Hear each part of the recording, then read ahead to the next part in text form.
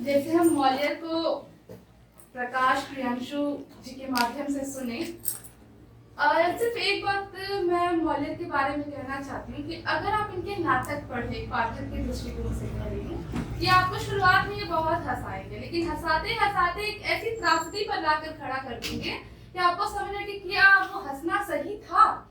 वो एक question mark देते हैं हर उनके नाटक। जैसे बिच्छू नाटक उनका बहुत प्रसिद्ध है और उसी के आधार पर मैंने अपनी बात यहाँ पर आपसे साझा की है।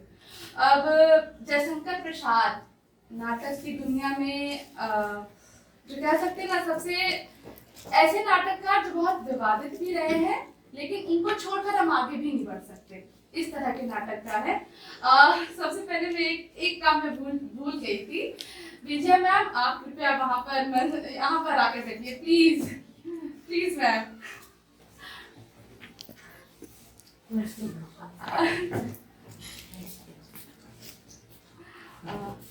धन्यवाद मैम।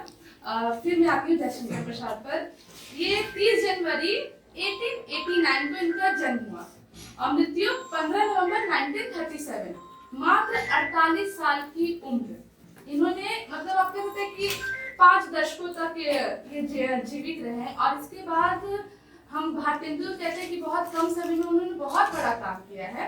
उसके साथ ही साथ जयशंकर प्रसाद उनसे थोड़ा सा ज्यादा जीवित रहे, लेकिन कम समय में जिस तरह से उन्होंने साहित्य दिया है उसको छोड़कर कोई भी, चाहे वो कहानी की कविता के क्षेत्र में हो या कहानी के क्षेत्र में हो, चाहे वो नाटक के क्षेत्र में हो, उनको छोड़कर आगे बढ़ ही नहीं सकता है। अब मैं बात बताऊं, स्कंदगुप्त, चंद्रगुप्त, धुर स्वामी, ये 3 नाटक उनके बहुत प्रसिद्ध हैं और आप देखेंगे कि बीए और एमए के सिलेबस में भी रहते हैं। सबसे महत्वपूर्ण बात मैं बताना चाहती हूँ कि जयशंकर प्रसाद के नाटकों की नायिकाओं के प्रेम और ईर्ष्या में आंतरिक द्वंद, इस पर रेखा कुमारी त्रिपाठी अपनी बात रखेंगी। अगर एक चीज में जिसके आप अगर जो विद्यार्थी होंगे उनके लिए मैं कह रही हूँ, आपने आकाशदीप कहानी पढ़ा होगा या ममता, उसमें आप बुद्धगुप्त और क्या नाम है उसका, चंपा के माध्यम से जो ईर्ष्या और घृणा की, प्रेम और घृणा के बीच का जो द्वंद है, जो वहां पर आप देख पाते हैं, उसको आप बेहतर स्तर पर नाटकों में देख पाएंगे और वहां ऐतिहासिक भावना इसमें जुड़ा रहता है। तो हम सुनते हैं रेखा कुमारी त्रिपाठी को। आगे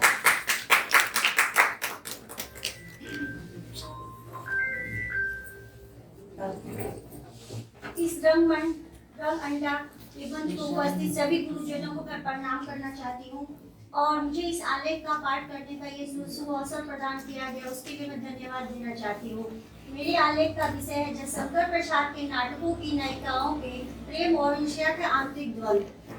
सबसे पहले मैं बोलना चाहूंगी जयशंकर प्रसाद जी के बारे में। जयशंकर प्रसाद जी जो थे वो हिंदी के महान कवि और विख्यात नाटककार है, लेकिन भारतेंदु बाबू हरिश्चंद्र ने हिंदी साहित्य रूपों में कविता, नाटक, कहानी, उपन्यास आदि में जिस विविधता के दर्शन होते हैं, उनमें प्रौढ़ता और पुष्टि और चमक दमक लाने का कार्य करने वालों में प्रसाद जी सबसे अग्रगण्य माने जाते हैं। साहित्य के समस्त क्षेत्रों पर प्रसाद जी के चरण चिन्हों की गहरी और अमिट छाप है।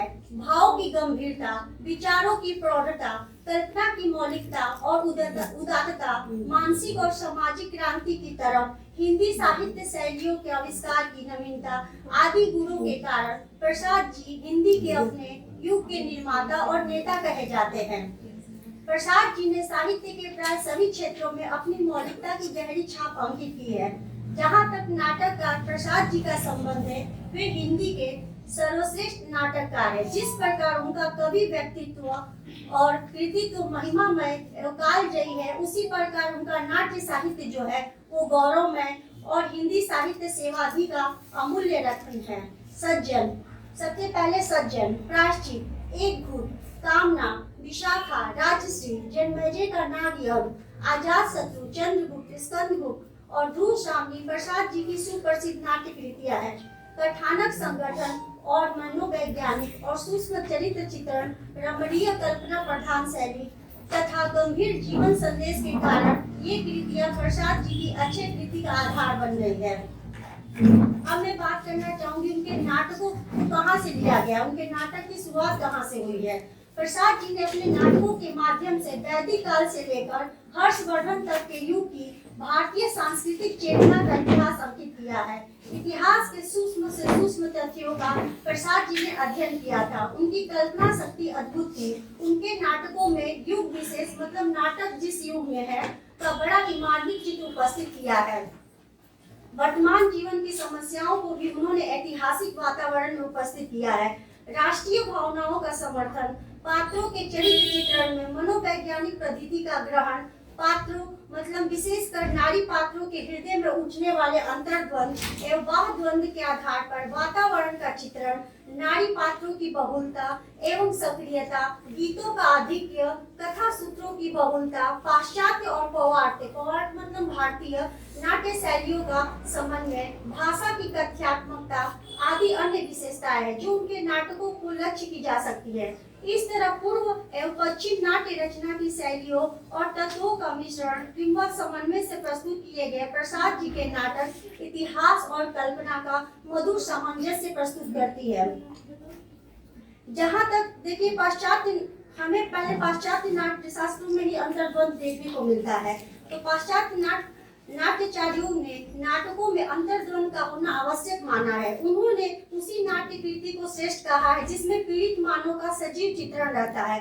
अंतर्द्वंद हृदय की जो होती है दो विरोधी प्रवृत्तियां होती है। संघर्ष है। प्रसाद जी प्राय अधिकांश नाटकों के कलेवर में ही द्वंद से निर्मित है तथा उनमें द्वंद के दोनों रूप दिखाई देते हैं। अंतर्द्वंद और बहिर्द्वंद का सुंदर समन्वय दृष्टिगोचर होता है। डॉक्टर नागेंद्र जी भी लिखते हैं कि स्पष्टतः यह नाटक चरित्र के द्वंद को लेकर चले हैं।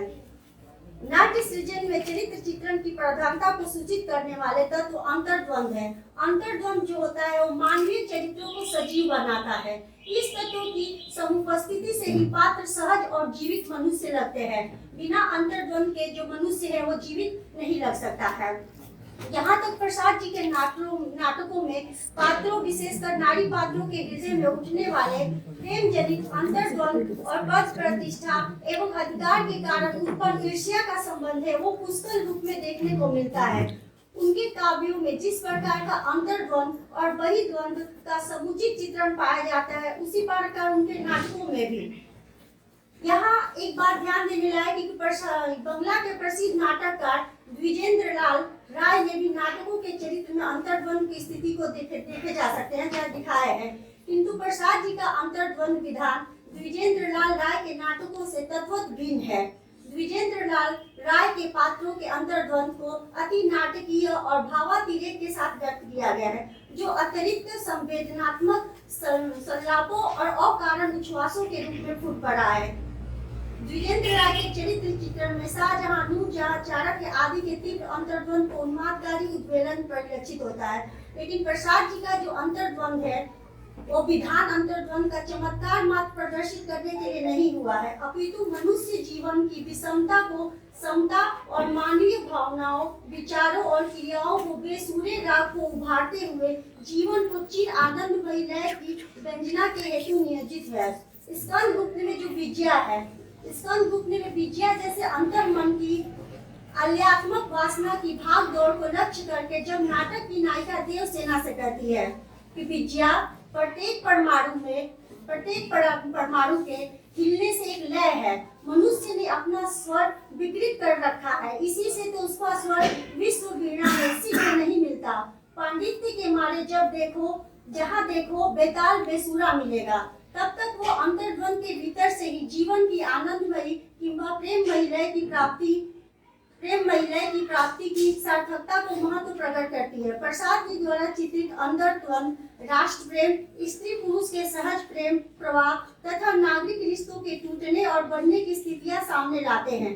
नाटकों में आए गीत भी नायिकाओं के अंतर्द्वंद को ही प्रकाशित करते परिलक्षित होते हैं। ये गीत प्राय नायिकाओं के विषय अंतर्द्वंद से संबंध है। स्कंदगुप्त की नायिका देवसेना का यह गीत इस तथ्य को पुष्टि करता है। घने प्रेम तरु तले फूल चू पड़े बात से भरे, हृदय का घाव मन की कथा व्यथा, घड़ी बैठो सुनते जाओ, मिले स्नेह से गले घने प्रेम तलु तले। नाटक की नायिका देवसेना का चरित्र अंतर्द्वंद से पूर्ण है। वो मन ही मन प्यार करने लगती है, पर जब उसे स्कंदगुप्त को विजया की राकेष्ट देखती है तो भावना से कर्तव्य को अधिक महत्व मान अपनी भौतिक आकांक्षाओं एवं वासना को उस मार्ग से पृथक कर अपने प्रिय के सुख के लिए अपनी समस्त कोमलतम कामनाओं की आहुति दे देती है। विजया को बंदी वेश में देखकर जब स्कंदगुप्त कहता है, परंतु विजया तुमने यह क्या किया, तब देवसेना की धारणा निश्चय में परिणत हो जाती है और वो कहती है, वाह, जिसकी मुझे आशंका थी वही हुआ, आज तू हार कर भी जीत गई। इसी प्रकार उसमें मंगल और त्याग की प्रधानता बढ़ जाती है तथा विजया के विद्वेष पूर्व उपालंब उपाकारों की ओर से भरे मेरे स्वर्ग छिपा दिया सुनकर उनका स्त्री सुलभ आत्मसम्मान उबल पड़ता है।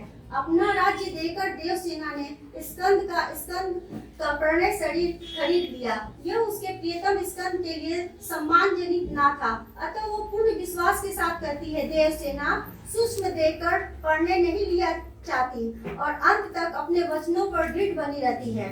उसके अंतर्धन का स्वरूप और स्पष्ट झलक उठता है। यद्यपि देवसेना का हृदय अभाव जनित वेदना से व्यथित था, किंतु वो उस पर नियंत्रण रखती है। अपनी इसी मानसिक स्थिति के संबंध में अपनी सखियों से कहती है, आज तो यह प्रेम के नाम पर जी खोलकर रोती हूँ, बस फिर नहीं, यह एक क्षण का रुदन अनंत स्वर्ग का सृजन करेगा। तू भूलती है, मुझे तो इसी में सुख मिलता है। मेरा हृदय मुझसे अनुराग करता है, मचलता है, रुचता है, मैं उसे मनाती हूँ। आंखें प्रणय कलप उत्पन्न कराती है, चित्त उत्तेजित करता है, बुद्धि भिनकती है, कान कुछ सुनते ही नहीं। मैं सबको समझाती हूँ, विवाद मिटाती हूँ। इस प्रकार देवसेना के प्रेम में भौतिकता नहीं, उसमें अपूर्ण त्याग है। अपनी गर्दन पर प्रपंच बुद्धि के खड़क को तना देखकर वो इस प्राश संकट को स्थिति में भी ईश्वर से अपने प्रिय के जय की याचना करती है। जब स्कंद उसके सामने प्रणय निवेदन करता है, तब वो आजीवन दासी बने रहना चाहती है, पर उसके प्रणय में भाग लेना स्वीकार नहीं करती है। इस प्रकार देवसेना के चरित्र में आरंभ से अंत तक द्वंद्वात्मक स्थिति विद्यमान रहती है और प्रस्तुत उक्ति उसी के चरित्र तथा हृदय को सक्रिय अंतर्द्वंद को सूचित करती है। फूलों में उफनकर बहने वाली नदी, तुमुल तरंग, प्रचंड पवन और भयानक वर्षा, परंतु उसमें भी नाव चलानी ही होती है। इस प्रकार स्कंदगुप्त के में पाश्चात्य नाटकों के समान अंतर्द्वंद की प्रधानता दी गई है। कहने का मतलब कि जो पाश्चात्य नारियों में जो अंतर्द्वंद है वो पाश्चात्य साहित्य में भी हमें देखने को मिलता है और उसी को आधार बनाकर इन्होंने लिया है। स्कंदगुप्त में नारी पात्रों में ईर्ष्या आदि के भाव को भी दिखाया गया है। नाटक के अन्यतम नारी पात्र विजया है। वो सुख भोग और लालसा, ईर्ष्या और संदेह से युक्त नारी है। वह स्पर्धा और ईर्ष्या भाव से पूर्ण है तथा वह सरल हृदय देवसेना के जीवन भर विरोध केवल इसलिए करती है कि उसे यह अकारण संदेह हो जाता है कि बंधु वर्मा द्वारा स्कंद को मालवा का राज्य देने से देवसेना का विवाह स्कंद के साथ हो जाएगा। वो देवसेना को स्कंद की प्राप्ति के मार्ग में रोड़ा समझती है तथा प्रपंच बुद्धि और मटाट के साथ उसकी हत्या का षड्यंत्र रचती है। प्रसाद जी के अन्य नाटकों में भी नारियों में अंतर्द्वंद और ईर्ष्या के भाव को परिलक्षित होते हैं। इन पात्रों में हृदय और मस्तिष्क में परस्पर विरोधी भाव और विचारधाराएं उठती है। परिस्थितियों का प्रभाव स्वीकार करते हुए पात्र अपनी भावनाओं के इशारे पर घूमते हैं। घटनाएं उन्हें किसी ओर मोड़ती है और भावनाएं के संकेत पर वे किसी और मुड़ जाते हैं। विरोधी परिस्थितियों में अपनेपन की बात पूर्ण न होते देख पात्रों के हृदय में जब परिस्थितियां विपरीत होती है तो स्वयं पात्रों में जो है वो भयंकर द्वंद्व उठ जाता है। उनके नाटक अजात शत्रु और चंद्रगुप्त में अंतर्द्वंद और वही द्वंद्व का सुंदर सम्मिश्रण हुआ है। प्रेम और कर्तव्य को लेकर अनेक स्थानों में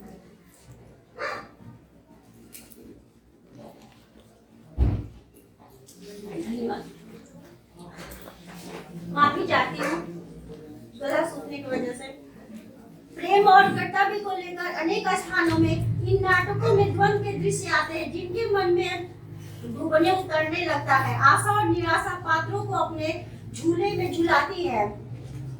अजात शत्रु में छलना और शक्तिमती का महामाया ऐसे ही नारी पात्र है, जिनके हृदय में उठने वाले अंतर्द्वंद उन्हें अशांत बना देती है। यानी यदि इन दोनों के हृदय में राज्य लिप्सा का भीतरी और बाहरी द्वंद चल रहा है, तो मागधी जैसी नारी पात्र में सौतिया डाह अथवा ईर्ष्या का द्वंद उठ रहा है। नाटक में वजीरा के हृदय का भी अंतर्द्वंद और बहिर्द्वंद एक साथ डिस्टर्ब है। वो आप ही आप कहती है, क्या विप्लव हो रहा है, प्रकृति से विद्रोह कर नए साधनों के लिए प्रयास होता है। इसी तरह प्रिय अजात शत्रु जो बंदी हुआ सुनकर उनके हृदय का द्वंद इस कथन से स्पष्ट हो जाता है, सुंदर राजकुमार। अंत में अजात शत्रु में मागधी का यह कथन उसके हृदय को अंतर्द्वंद और ईर्ष्या जनित प्रतिशोध की भावना को स्पष्ट करता है। इस रूप में इतना अपमान सो भी एक दरिद्र भिक्षु यहाँ में राज रानी हुई, फिर भी वो ज्वाला न गई। यहाँ रूप का गौरव हुआ तो धन के अभाव से दरिद्र होने के अपमान की यात्रा से पीस रही हूँ। अच्छा, इसका भी प्रतिशोध लूंगी। प्रसाद जी के चंद्रगुप्त नाटक में भी नायिका के हृदय में उत्पन्न अंतर्द्वंद का चित्रण हुआ है। नाटक की नायिका जो है कार्नेलिया है। भारत के द्वितीय आगमन पर अपने पिता से कहती है कि जिस चंद्रगुप्त ने आपके प्राणों की रक्षा की थी, आपकी कन्या की सम्मान की रक्षा की थी, उसी से आप युद्ध करेंगे। इस कथन में कार्नेलिया के हृदय में विरोधी भाव का अंतर्द्वंद परिलक्षित होता है। उसका यह कथन भी इस तथ्य का पुष्ट प्रमाण है, मैं स्वयं पराजित हूँ, मैंने अपराध किया। पिताजी चलिए, इस भारत की सीमा से दूर चलिए, नहीं तो पागल हो जाऊंगी। इस तरह कार्नेलिया के हृदय में उठने वाले मातृभूमि और भारत भूमि के प्रति प्रेम को लेकर अंतर्द्वंद देखा जा सकता है। प्रसाद जी की अन्यतम नाट्य कृति ध्रुवस्वामिनी है। ध्रुवस्वामिनी में भी नारी पात्रों के अंतर्द्वंद की स्थिति देखी जाती है। नाटक की नायिका ध्रुवस्वामिनी है। वो रामगुप्त की पत्नी है। रामगुप्त के व्यवहारों से वो व्यथित है।